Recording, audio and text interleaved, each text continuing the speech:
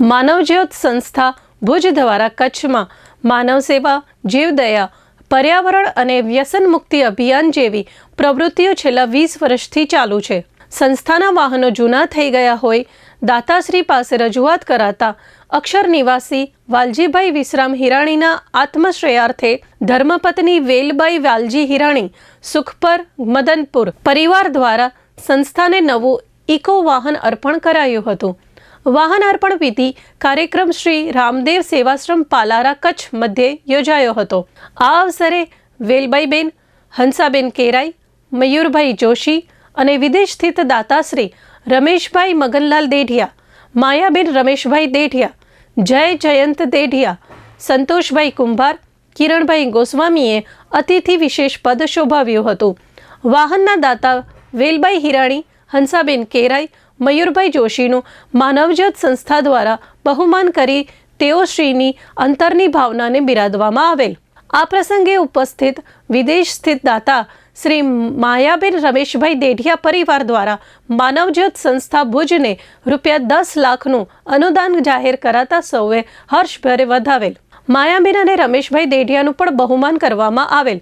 કાર્યક્રમનું સંચાલન પ્રબોધ મુનવરે જ્યારે આભાર દર્શન પૃથ્વીરાજસિંહ જાડેજાએ કરેલ હતું। વ્યવસ્થા સુરેશભાઈ માહેશ્વરી, આનંદરાય સોની, રીતુબેન વર્મા, રફીક બાવા, શંભુભાઈ જોશી, કનૈયાલાલ અબોટી, પ્રવીણભાઈ ભદ્રા, ભૂપેન્દ્ર બાબરિયા, નીતિન ઠક્કર, પંકજ કુરુવાએ સંભાળી હતી।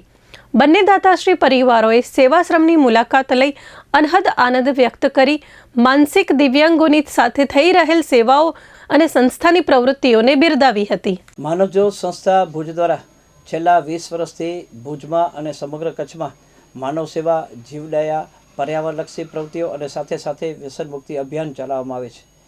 એના એક ભાગરૂપે અમારી સંસ્થાને છેલ્લા કેટલાક સમયથી એક વાનની જરૂર હતી, કારણ કે અમારી પાસે જે વાહનો છે એ હવે ઘણા વર્ષ જૂના થઈ ગયા છે, લગભગ 12-13 વર્ષ જૂના છે।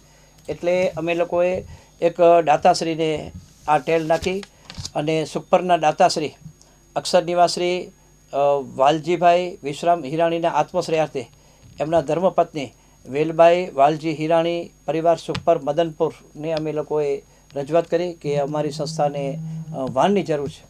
તો ત્યાંના એક સારા એવા કાર્યકર મયુરભાઈ જોશીએ અમારી વાત આ વડીલ સુધી પહોંચાડી અને ત્યાર પછી આ વડીલશ્રીએ અમને એક નવું ઇકો વાન આપવાનું નક્કી કર્યું। આજે અમારી સંસ્થાને એક નવું ઇકો વાન આ પરિવાર તરફથી આપવામાં આવ્યું છે, ત્યારે હું આ પરિવાર પ્રત્યે આભારની લાગણી વ્યક્ત કરું છું। સાથે સાથે આજના આ કાર્યક્રમમાં અમારા વિદેશ સ્થિત અમારા માર્ગદર્શક રાબર અને અમને દાતાશ્રી તરફથી જેનો હર હંમેશ સહયોગ મળે છે એવા રમેશભાઈ મગનલાલ દેઢિયા પરિવાર, માયાબેન રમેશભાઈ દેઢિયા પરિવાર, એમના તરફથી આજે માનવસેવા સંસ્થાને ₹10 લાખનું અનુદાન જાહેર કરવામાં આવ્યું છે। એ માટે પણ હું આનંદની લાગણી વ્યક્ત કરું છું, કારણ કે અમારી સંસ્થા દૂર આવેલી છે, ભુજથી લગભગ 6 કિલોમીટરના અંતરે આવેલી છે।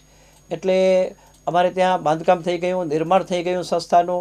બીજો એક પ્રોજેક્ટ છે એ પણ પૂરો થવાની તૈયારીમાં છે, ત્યારે અમારી સંસ્થાને દરરોજ આ આશ્રમ ચલાવવા માટે અનુદાનની જરૂર પડે।